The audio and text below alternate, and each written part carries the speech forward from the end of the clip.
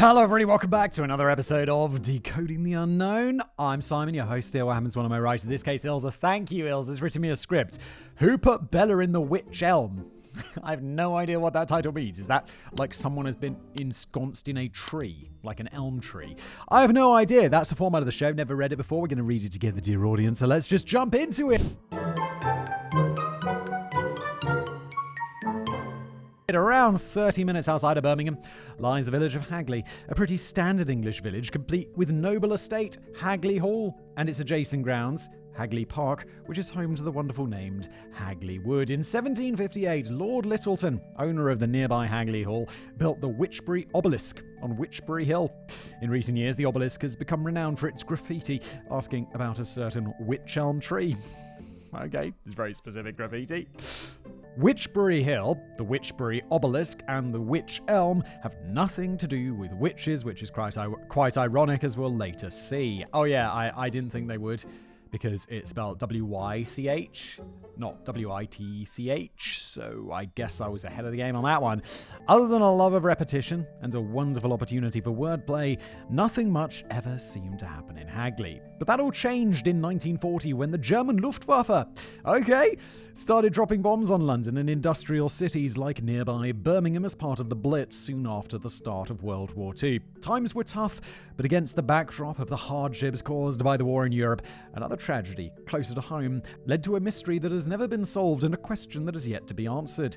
Who put Bella in the Wych Elm? I still have no idea what that means. The story of Bella is filled with contradictions and imaginative theories. Trying to figure out what is fact and what is fiction is a quest worthy of a Knight of the Round Table. As such, the story you're about to enjoy, hopefully, is both a look into the mysterious case of Bella and an attempt to dispel some of the more persistent and most likely false theories. Perhaps clearing away the vines of fiction will allow armchair detectives to focus on the facts and finally solve the riddle. I mean, maybe. I do look forward to the day where it's like Decoding the Unknown. It's like, holy shit, figured it out. We solved the mystery. I mean, some of them we have. But it's not like we solved the mystery. It's like Atlantis, right? My favorite example is always Atlantis. What happened to the lost city of Atlantis? It was never real. It was a metaphorical device by Plato. That's it. There's no Atlantis. Stop it. Oh. But I mean more for us to solve a mystery, be like the special episode of Decoding the Unknown. Before we continue with today's video, let me just tell you that it's brought to you by our fantastic sponsor, Surfshark VPN. Surfshark isn't like your average VPN. It's like having your own personal online bodyguard. With Surfshark, you can browse the web securely and privately without worrying about prying eyes snooping on your online activities. Let me tell you, using Surfshark could not be easier. With just a few clicks, you can connect to one of their 3,200 plus servers in 100 countries. It's like traveling the world, and you don't even have to leave your couch. Speaking of traveling, ever been abroad and wish you could access your favorite shows from back home? Well, with Surfshark you can. Simply connect to a server in your home country and voila, your favorite content is right at your fingertips once again. Now I know what you're thinking, public Wi-Fi can be a bit of a minefield for cyber threats, right? But fear not, because Surfshark also keeps you safe and secure even on sketchy networks. And with Surfshark's add-on security combo, you get even more peace of mind, from monitoring your personal data to keeping your device virus-free. Surfshark has you covered from every angle. Visit surfshark.deals/DTU today, and don't forget to use the promo code DTU for an extra 3 months for free. Stay safe out there with Surfshark. Thanks to them for sponsoring, and now back to today's video. So without further ado, let me present you the story of Bella in the Wych Elm tree. A body is found in Hagley Wood. On April the 18th, 1943, 4 teenage boys, Robert Hart, Tommy Willits, Fred Payne, and Bob Farmer. I could not think of 4 more, typical British names. This dude's literally called Robert Farmer. God damn. We're making their way through Hagley Wood, Worcestershire in England. Sorry, Worcestershire. Spelt Worcestershire. Why, England? Why? Why? Wait, people eat birds' eggs? I mean, sorry, that sounds really dumb. Chickens are birds. Ducks are birds. But the eggs of birds that you find in the forest, don't they have little birds inside? Because they're fertilized. They're not just random eggs from the... Where do eggs come from? What is called something specific? I'm not as dumb as you think I am right now. A battery farm. A chicken battery. The big building full of chickens. Regardless of what they were doing in the woods, They were trespassing on Hagley Hall Estate, private property belonging to Lord Cobham. Catching a glimpse of what they assumed was a nest in the crook of a deeply unsettling wych elm tree, one of the boys, Bob Farmer, climbed into the creepy tree, straight out of Tim Burton's Sleepy Hollow, to get to the eggs. Only it wasn't a nest with an egg, it was a skull. Holy shit, okay. It'll be like, what's in here? Brains. It's not what you wanted. But why is he eating, like, wild birds' eggs? I mean, I know the war was, like, tough, and, like, there was rationing and stuff. I only very recently found out that rationing only applied to some things. Like, there was still plenty of vegetables and stuff. You could still eat, like, I don't know if it's potatoes, but you could probably eat all the potatoes you wanted, or broccoli and stuff. It's like, yeah, you were missing out on meats, but it's not like people were starving. Farmer initially thought it was the skull of an animal and was suitably impressed with the find. However, when he picked it up, the skull wasn't that of an animal. It was the skull of a human. There was still a small patch of rotting flesh and lank hair attached to the skull. Ugh. Now freaked out by the find, the boys promptly put the skull back where they found it and skedaddled. The young trespassers were understandably terrified. They may have uncovered a murder, but more importantly, they had been trespassing at the time, which could land them in serious trouble, so they made a pact to keep their discovery a secret and never tell another living soul about what they found. I mean, trespassing, I'm not sure how it is in the past, but it's not a crime. It's a civil offense. So they could, Lord Cobham could sue you. Maybe the law was different in the past. Maybe trespassing was a criminal offense. But you haven't done anything to be sued for. So, I don't know, it seems like you're going to get away with this scot-free, and you should probably report the fact that there's been a murder, boys. But kids are going to be kids. The pact held for a couple of hours before the youngest, Tommy Willets, spilled the beans to his father, telling him all about what the boys were up to and their grisly discovery. To his credit, Mr. Willets, instead of shrugging it off as a mischievous prank or the imagination of a child, immediately contacted the police. The police went to investigate, and it didn't take long for the gruesome discovery to be confirmed. Only it wasn't just a skull. In the narrow space of the hollow trunk of the wych elm tree, an entire human skeleton was found, curled up with the knees drawn up to the chest. Wait, it was literally... I was kind of joking when I said there was literally a woman ensconced in a tree, but it seems that is exactly what's happened. Well, almost an entire skeleton. One hand had been severed, and the bones of the hand were scattered around the tree. What? That is mega creepy. Does that sound creepy? Yes, it does! Those are on the same page, but hold that thought. We'll get back to that. Well-known forensic scientist Professor James Webster, the then director of the West Midlands Forensic Science Laboratory, was called in to examine the bones. Despite the limitations of forensic science in 1943, Professor Webster managed to learn quite a lot from the skeletal remains. He determined that the skeleton was that of a woman, around 35 years of age, who had probably given birth to at least one child. She was quite short, only around 5 feet, that's 1.51 meters. And from the hair still stuck to the rotting piece of flesh on the skull, Webster could tell that she had light brown hair, and she also had irregular teeth. I mean, of course she did. She's British. We all have irregular teeth, except for us who've had them fixed. But you could see my past videos to see my irregular teeth. And now we come to the first of many conflicting details. Some reports claim that Webster identified a lower jaw deformity. However, according to other reports, he was actually referring to the overlapping frontal incisors that can clearly be seen in photographs of the skull. Wait, so that means that the teeth were overlapping the bottom ones? Like that, right? Weird. I mean, not that weird. Of course, it's possible she had both a deformity in her lower jaw as well as the distinctive upper teeth. The point is, it was the kind of mouth a dentist would remember. I mean, yes, but aren't dentists also seeing all sorts of crazy... Like, they must see the wildest stuff there. Oh my God, I do not... Like, when I go to the dentist, it's like I brush my teeth beforehand, I have some gum, I make sure I don't eat any horrible tasting foods, make sure I'm not hungover, this kind of stuff, because I don't want the dentist to have to deal with that. And then I realized, God, I'm being really nice, because people must come into the dentist with some, oh, what's going on? I've just got a bit of toothache. And the dentist looks inside, and it's like, oh my God, you have multiple infections in your teeth, and they all need to come out. And that smells horrible. Police contacted every dentist in the area, hoping someone would recognize the distinctive teeth and/or jaw deformity, but no one had records for a patient that matched the woman in the tree, and missing persons reports didn't turn up anything either. Most of the women's clothes had rotted away, but some scraps remained, and the police were able to determine that she was wearing a mustard-colored skirt with a blue and yellow striped cardigan. Wow, okay, so she's been there for a long time for her clothes to rot. She also wore a light blue belted peach-coloured taffeta petticoat and probably wore blue crepe-soled shoes as one she was found at the scene where she died. The scraps of clothing that remained were described as poor quality in the press. The shoes were traced to the Waterfoot Company in Lancashire, but all 6 of the owners of that particular model of shoe were eventually found. There were only 6 pairs of shoes. I had to read back through that. They manufactured a, run of shoes for 6 people? What's going on in the past?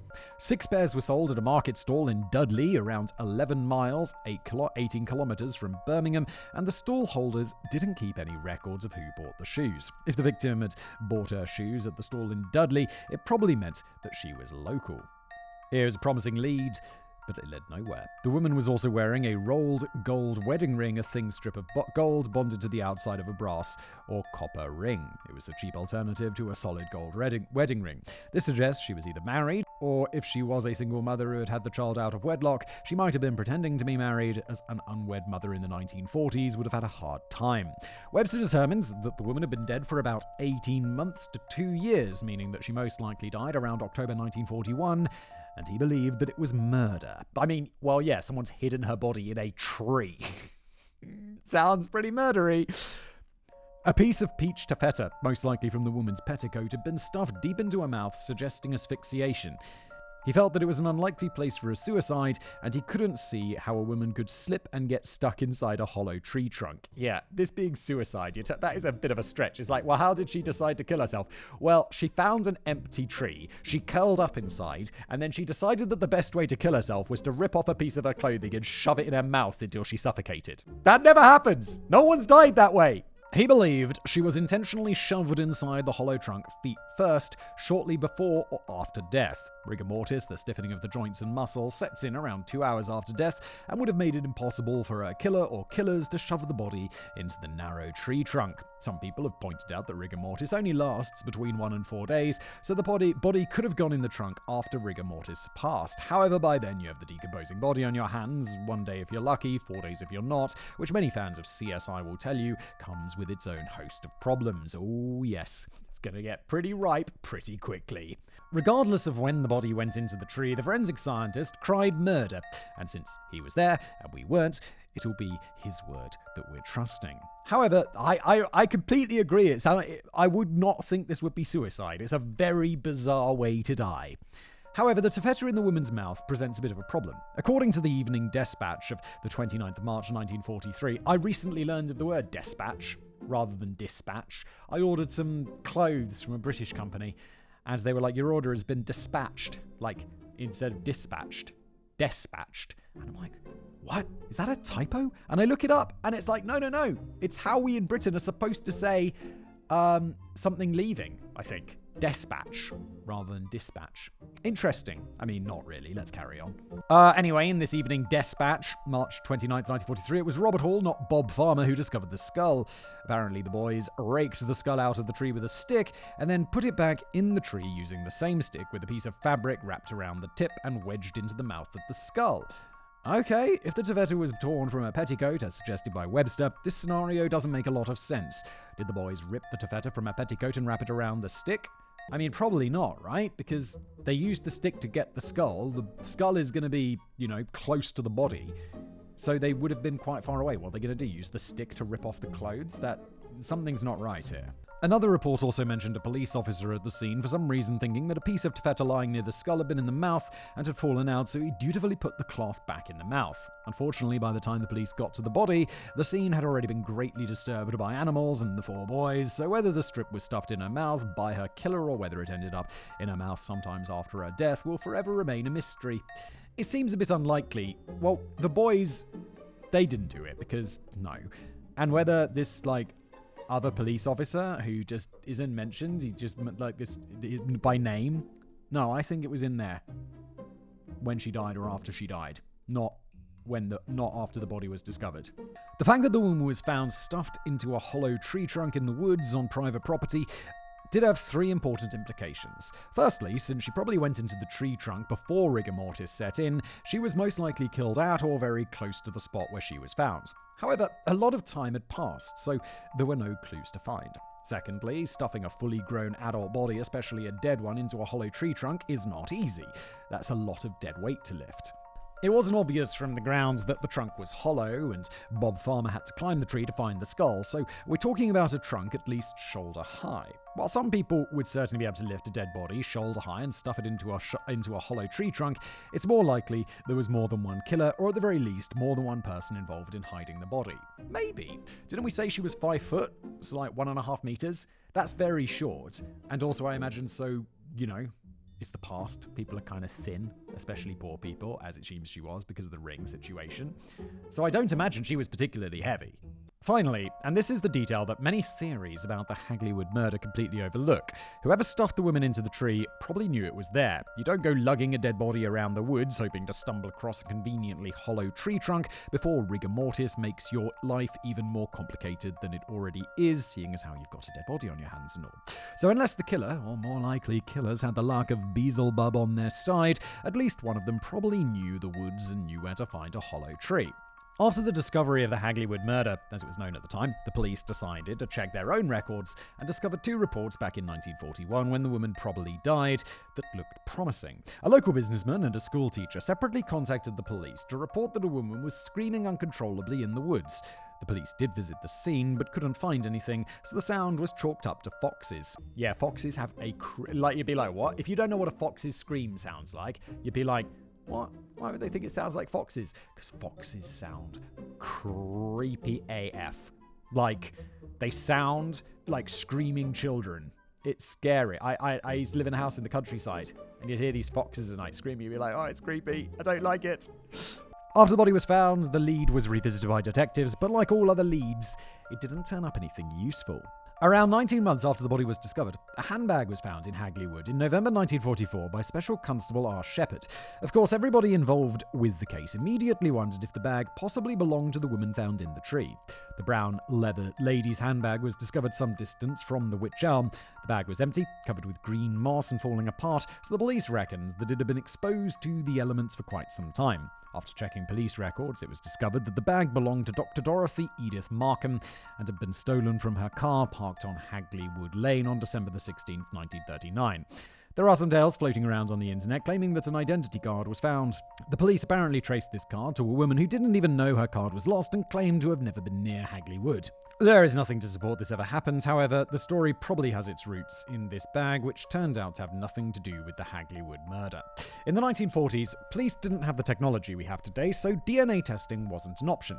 However, technology has come a long way, and many cold cases have since been solved using DNA. Unfortunately, that's not an option anymore. Webster donated the skeleton to Birmingham University, apparently for further tests, and from there, the skeleton mysteriously disappeared. Yeah, but universities lose shit all the time, I'm sure. The West Midlands police have confirmed that they don't have the body either. The pathology reports probably went into a police file, but these two have apparently been lost. This led to some speculation that there was something on the remains, or in the pathology reports, that someone was worried would be noticed in a follow-up investigation, so the skeleton and the pathology reports were made to disappear in order to protect someone, perhaps the killer, or someone who had stolen the victim's identity. Now, disappearing skeletons are certainly a bit mysterious. However, before we consider the possibility of a cover-up, we need to remember that universities, especially medical schools, have hundreds, if not thousands, of skeletons. Yeah, I can see why people would jump to cover-up, but I don't think so. In fact, Britain has a particularly large collection of academic skeletons of archaeological interest. The Centre for Human Bioarchaeology in London houses over 20,000 sets of remains from all time periods. Oh my god, you got a big warehouse full of bodies. Considering that the skeleton went to a university, it's possible that her remains got mixed up with other bones, or that the box containing her remains weren't properly marked and catalogued. She's probably still at the university, but no one has had time to check every single set of remains, hoping to find the skeleton of a woman who died in 1941. Anyone affected by the death of the woman in the Wych Elm are all dead and gone.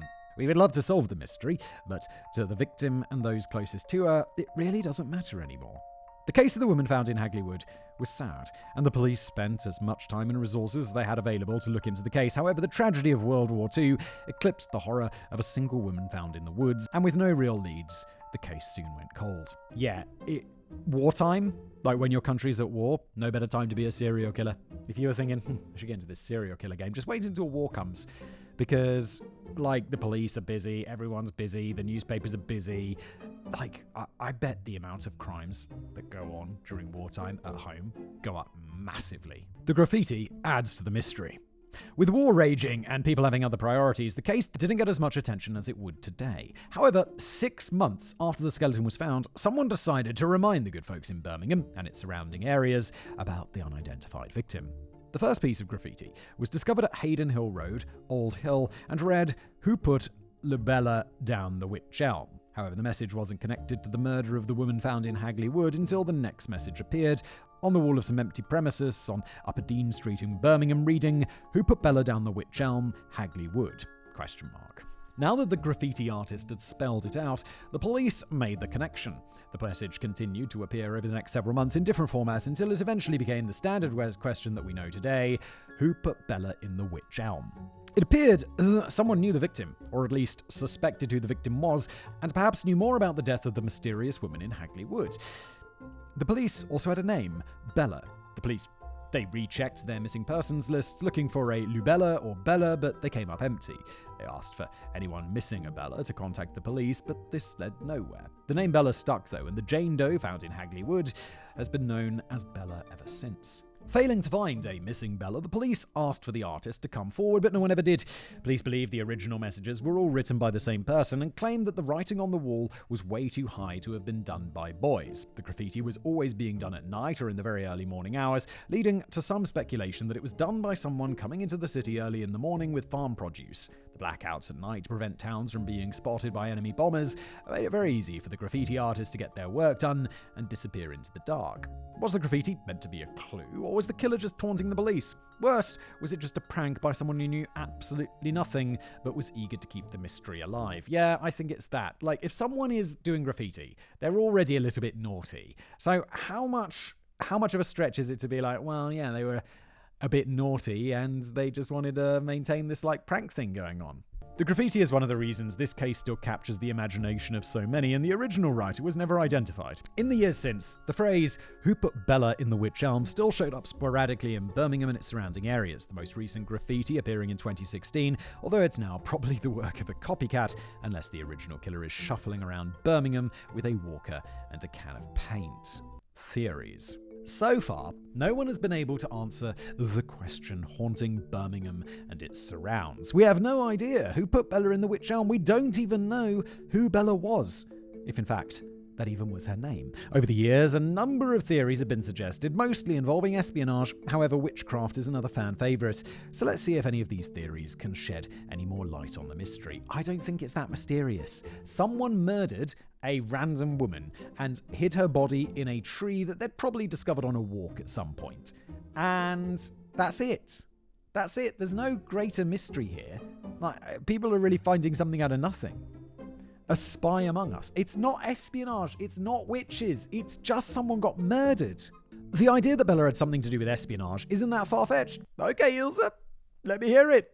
Birmingham was the third most bombed city during the Blitz. It was considered an important industrial and manufacturing centre, and if you add in the munitions factories dot in the Midlands, you have a prime target for the Luftwaffe. And if the Luftwaffe considered it important enough to bomb into oblivion, it's not outside the realm of possibility that Germany had a spy or two operating in the area. One of the first stories suggesting espionage came from the pen of a journalist for the Express and Star, Lieutenant Colonel Wilfred Byford Jones. In the fall of 1953, Byford Jones, under the name Quaster, wrote a series of very sensational articles about the murder that took place in Hagley Wood, because even back then, nothing sold papers like murder. Nothing gets views like murder. On November the 18th, 1953, he received a letter from a woman named Anna with a return address in Claverley, claiming that she knew what happened to Bella and that it had nothing to do with witchcraft, black magic, or moonlight rites. Well, I could send that same letter. I'd be like, yeah, I've heard of this death of this Bella woman. It's got nothing to do with magic.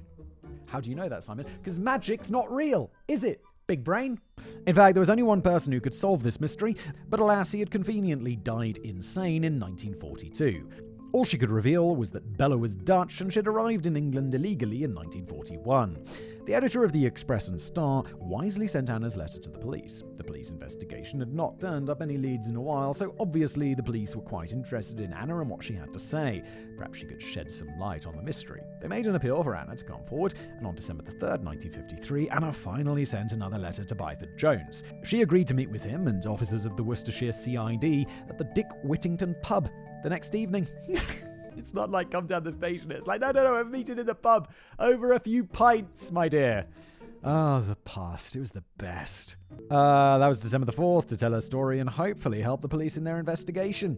Now, there's no actual record of this meeting between the police, the journalist, and this mysterious Anna at the Dick Whittington on the night of December the 4th, 1953. However, 5 years later, in 1958, a newspaper article appeared in which Byford Jones claimed that he had been sworn to secrecy about the meeting that night. But after seeing an interview with a pathologist on television who stated that the woman in the tree had been identified, though this wasn't the case, Byford Jones felt he was now free to tell his story about meeting with Anna 5 years before. And what a dramatic story he had to tell. According to Anna, late one night in April 1943, an officer and a relative of Anna, who's never named but is the main character in the story, arrived at Anna's house and told her that something terrible had happened. Since Bella died in 1941, we're not off to a great start. The officer had been driving somewhere with a male trapeze artist. As you do. A friend of his, as well as a Dutch national, and a woman named Bella, all in the back seat. Bella was sitting between the two men.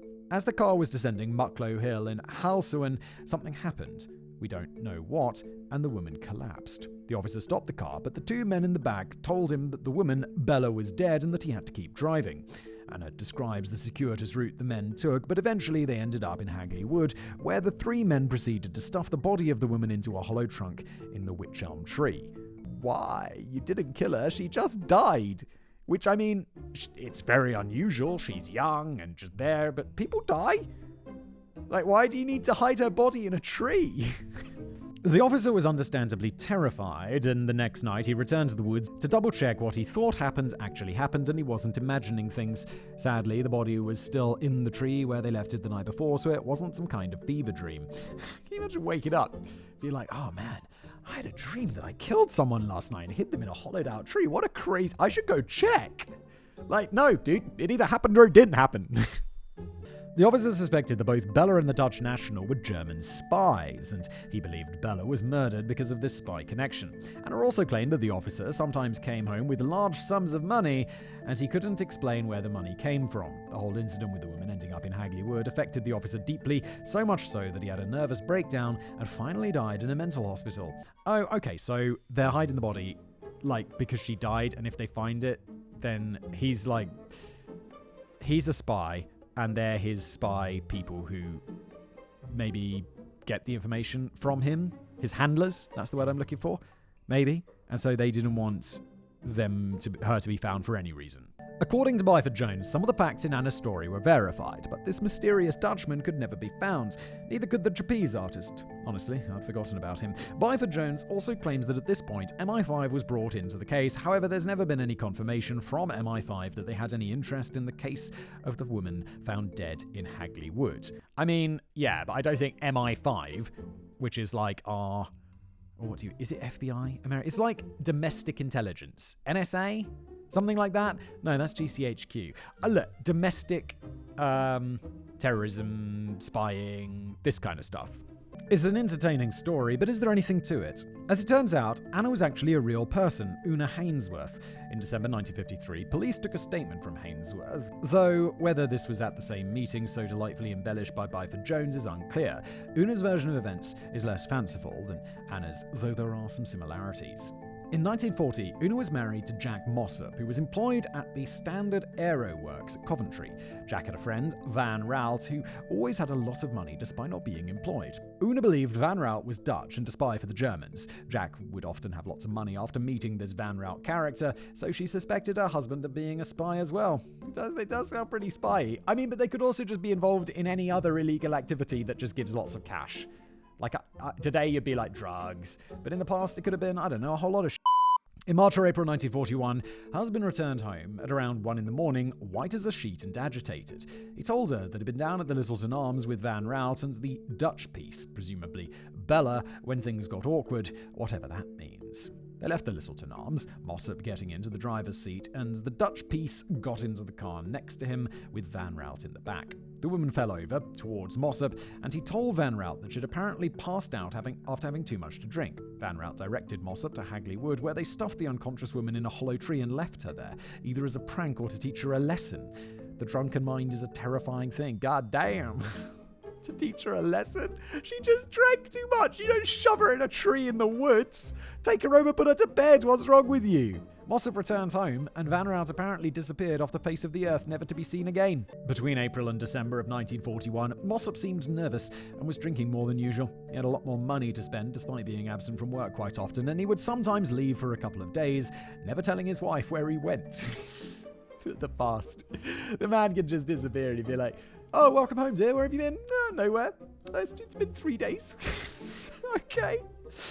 Una finally had enough. Can you imagine that going on in the modern day? Just like, I'll go off to work one day and just come back like on Thursday, like several days later. My wife be like, "Where have you been? What the f-?"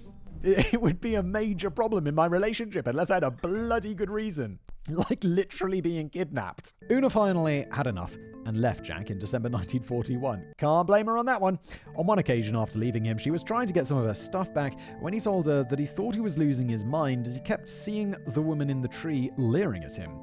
In June 1942, Una learned that Jack had been admitted to the mental hospital at Stafford, where he finally died in August 1942, probably of a stroke. Whoa, he had a quick decline. She left him in 1941, and he went insane and died of a stroke a year later. Una only told her story 12 years after it all supposedly went down, by which point anyone who could be questioned to verify her tale had died or couldn't be found. She claimed she hesitated because she only made the connection between the story Mossop told her and the woman found in Hagley Wood after the body was found, and she didn't want to get any further involved because she had since remarried and had 3 young children. Una's story is nowhere near as exciting as the one supposedly told to Byford Jones by Anna, but it does seem slightly more plausible. The police didn't find her to be a very credible witness, though, since she had a lot of debt and possibly told a story in the hopes of getting a monetary reward. Yeah, I don't really buy. I still think it's just a simple murder.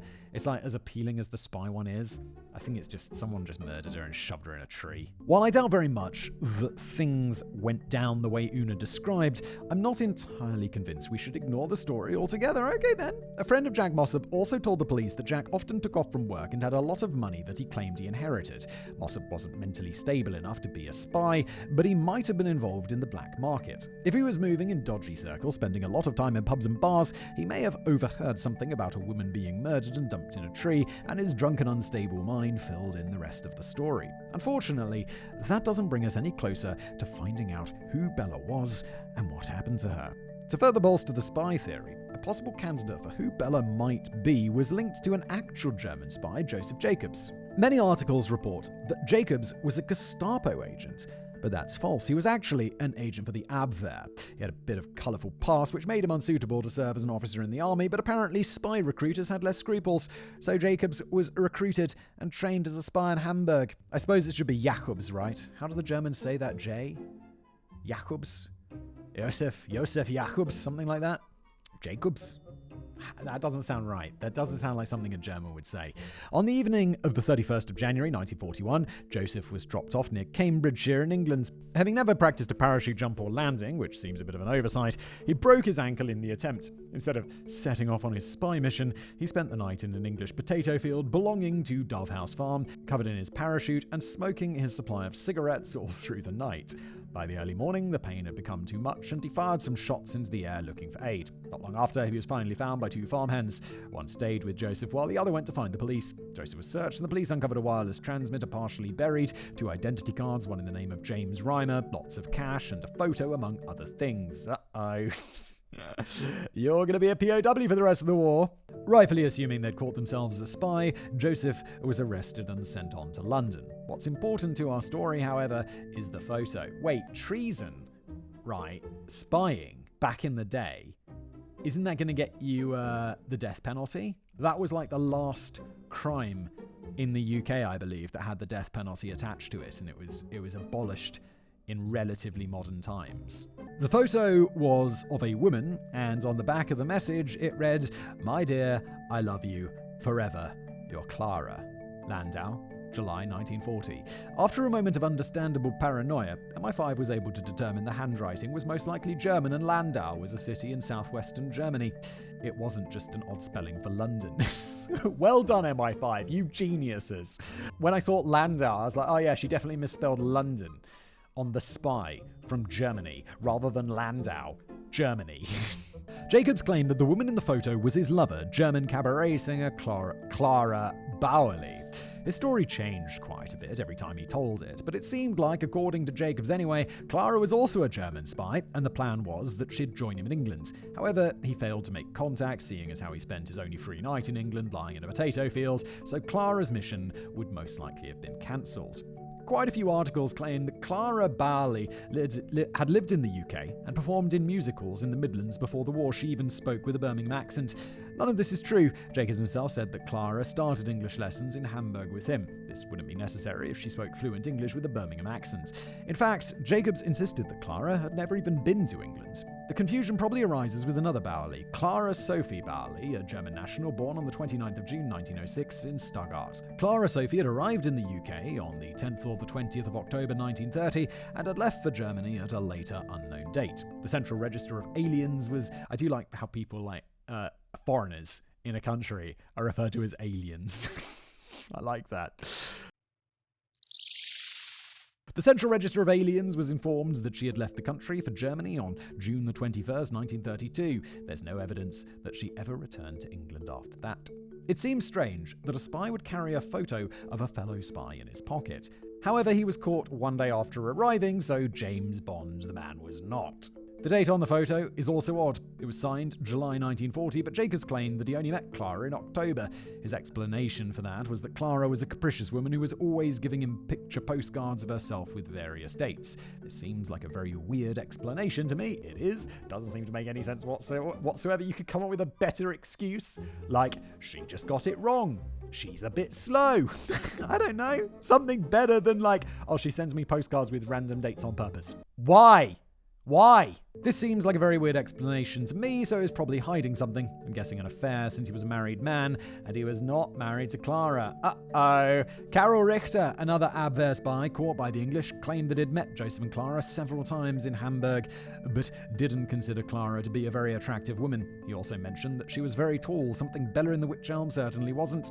However, the theory that Bella was none other than Clara Bauer, though how she ended up in the Wych Elm was never explained, persisted. It's not her. She's tall. This woman's 1.5 meters. She's 5 foot. That's really short. Come on. In 2016, Giselle Jacobs, the granddaughter of Joseph Jacobs, tracked down Clara's death certificate.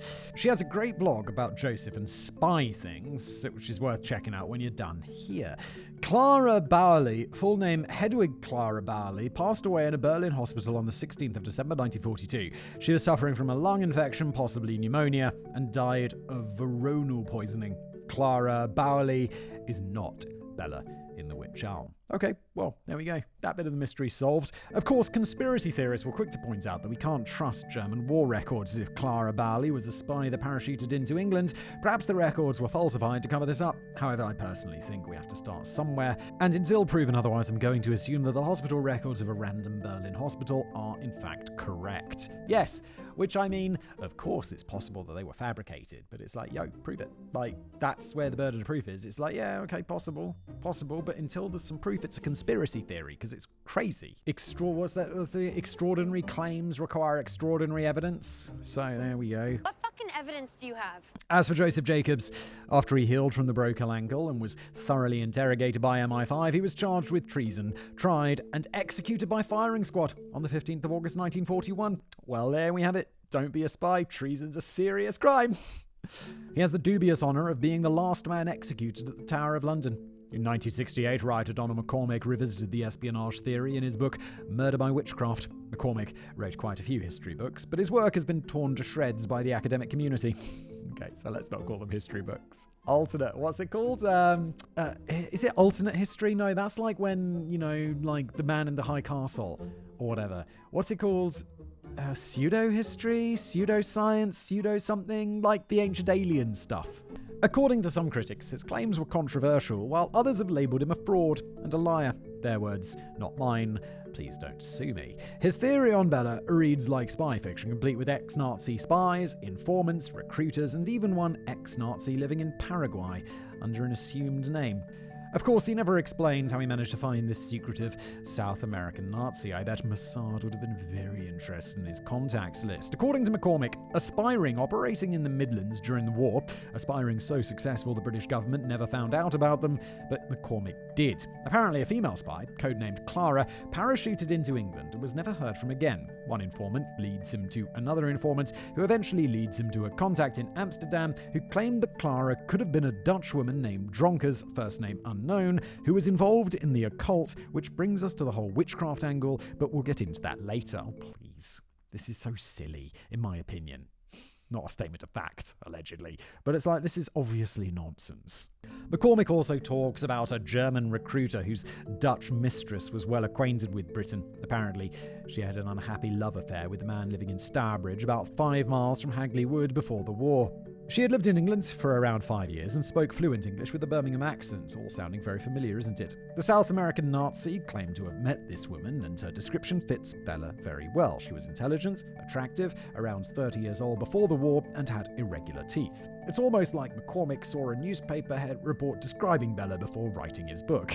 Oh, he did he?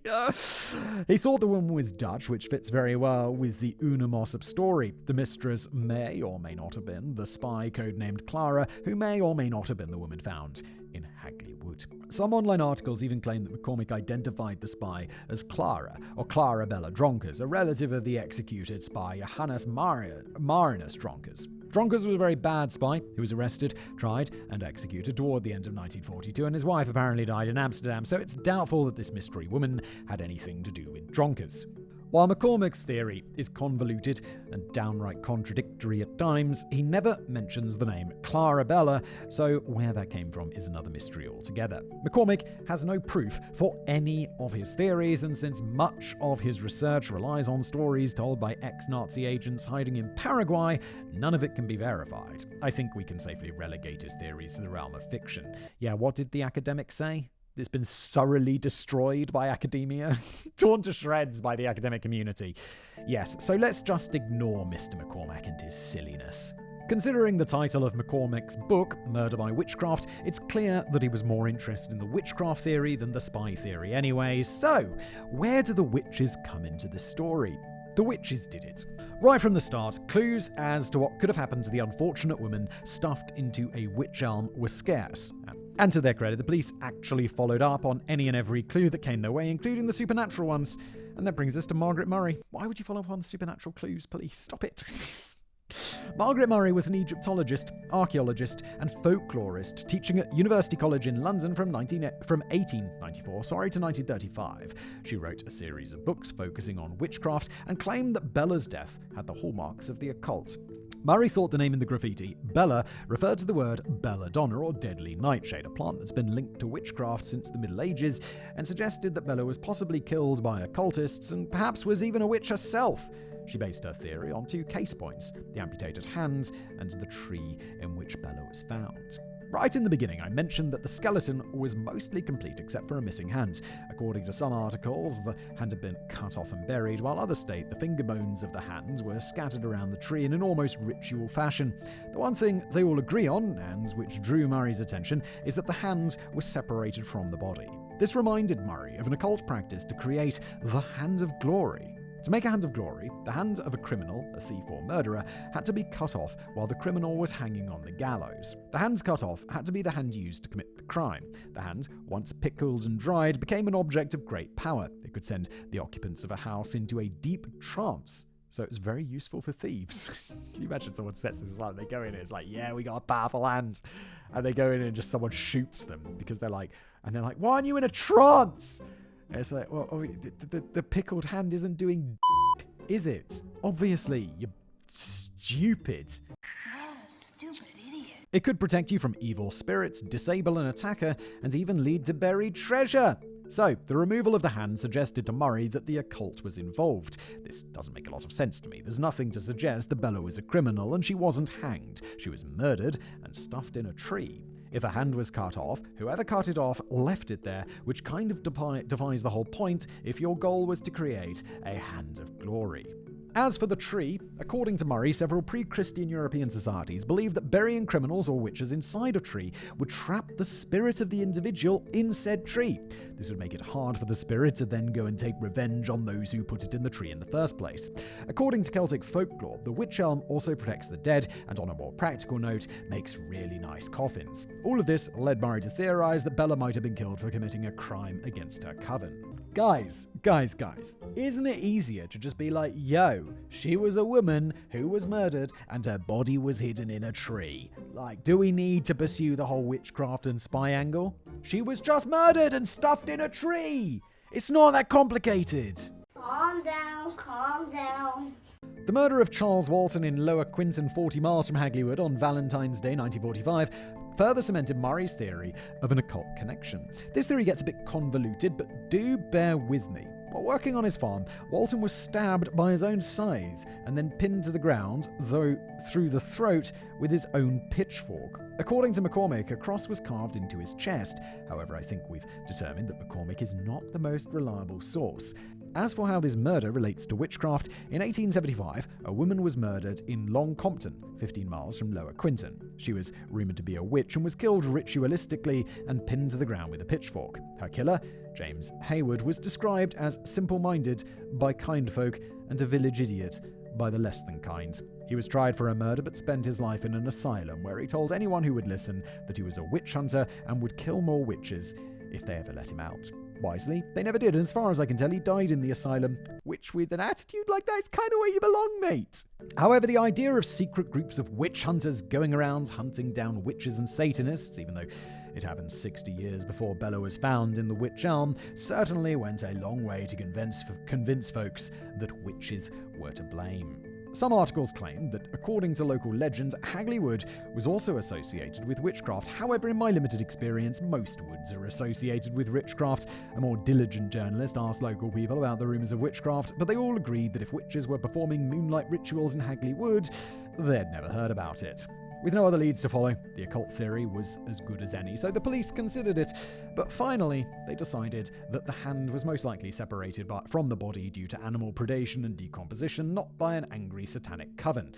I suppose it's possible that cutting off the hand was symbolic, but I find the black magic theory to be a little bit far-fetched. Yes, me too. And obviously, much of this doesn't actually mean that magic and witches have to be real. Like, people can believe in it and it can lead to these things, like people trying to make the hand of God or whatever. But I just still don't think it's likely at all. The police also couldn't find any evidence of a coven operating in Hagley Wood during or even before the time that Bella was probably murdered and stuffed into a tree. So, odds are we're not dealing with witches here. More realistic theories. The stories about spies and witches and spies that were witches captivated the public imagination and are still the first theories mentioned in almost every article or podcast ever created about the case of the murder in Hagley Wood. Ah yes, because they get better clicks and retention when you're like, oh, spies, witches, rather than just some British dude being like, I'm really sorry, but it's all nonsense. It was just a woman who was murdered and stuffed in a tree. In it. In 1944, a local sex worker contacted the Birmingham police to report the disappearance of another sex worker, Lubella, who used to work the streets around Hagley Road. Apparently, Lubella had gone missing around 3 years before, so around 1941, the same time Bella died, and considering that the first piece of graffiti asked who put Lubella down the Wych Elm, this seemed like a very good lead. The police thought it was possible that Lubella or Bella was lured to Hagley Wood and murdered by a client or someone posing as a client. They looked into the lead, but nothing ever came of it. A few articles suggest that Lubella was eventually traced to her mother's address, but I couldn't find anything to confirm this. Another theory placed the blame on gypsies. Apparently, in 1941, a group of travellers had camped out in the vicinity of Hagley Wood. Depending on who was telling the story, Bella was either murdered by the travellers, or she was herself a traveller who was murdered by her own people for some reason. It's unclear if the police ever took this seriously, but the theory seems to be rooted in people's suspicion of travellers rather than any concrete evidence. The police concluded that the most likely theory was that Bella was a transient and wasn't reported missing since there was no one to miss her.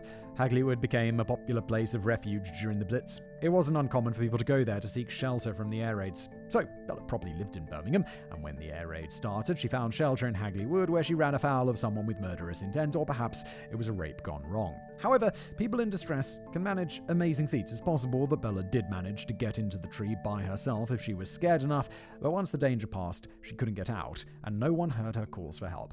Perhaps the woman screaming in the woods in 1941 was Bella, but by the time help arrived, she'd already fallen unconscious, and so was never found. Yeah, this is way more likely. This just seems to be like, well, that's it, isn't it? Personally, I think she was murdered by someone who knew the area. The cheap wedding ring and the fact that she had probably given birth makes me wonder if the killer and the father of the child was the same person. Usually the way to go. Hagley Lane was a popular lover's lane where couples would go to do what couples do. It's possible that she was killed during a lover's quarrel, or perhaps by a jealous partner who knew about the tree and never reported her missing. If anyone asked, he could claim that she died in an air raid while visiting relatives.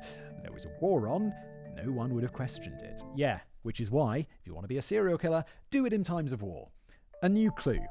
In 2018, British anthropologist Caroline Wilkinson from Liverpool John Moores University created a facial reconstruction of what Bella might have looked like when she was still alive. Wilkinson had previously made a facial reconstruction of King Richard III when his remains were uncovered in a Leicester car park back in 2012. How the mighty have fallen. Harsh. Wilkinson and her team were hired by Pete Merrill and his 15-year-old son Alex as part of their research, and the final reconstruction was first published in Alex's book, Who Put Bella in the Wych Elm. Since Bella's skull disappeared along with the rest of her skeleton, Wilkinson and her team had only photos of the skull to work with.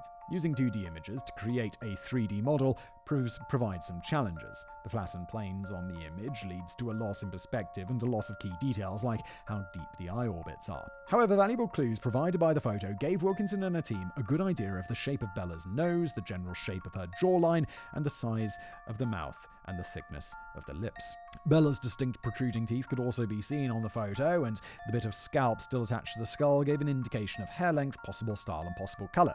Without the skull, the reconstructed image is an approximation at best, but it's still more than we had previously. The hope was that someone going through old family photos tucked in a shoebox in the attic might recognize Bella, or perhaps someone who had a family member go missing in the late 1930s or early 1940s could find photos to see if Bella was their lost relative.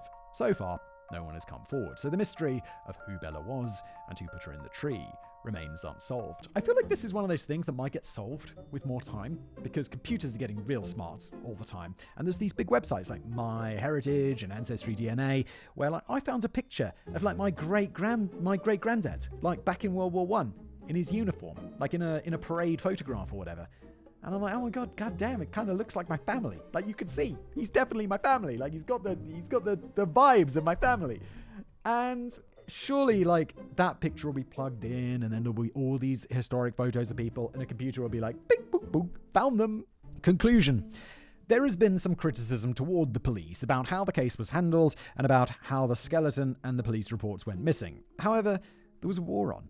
The majority of able-bodied men who could fight, including coppers, had been called up for military service, so the police force relied heavily on volunteers. Resources were limited, and people were going missing all the time. Homes were destroyed in bombing raids, so people fled the cities, leading to an influx of strangers that often disappeared as quickly as they appeared. Trying to keep track of who was living where was a near impossible task. Considering the challenges, the police did the best they could, and it appears that they did quite a bit more than some police forces today.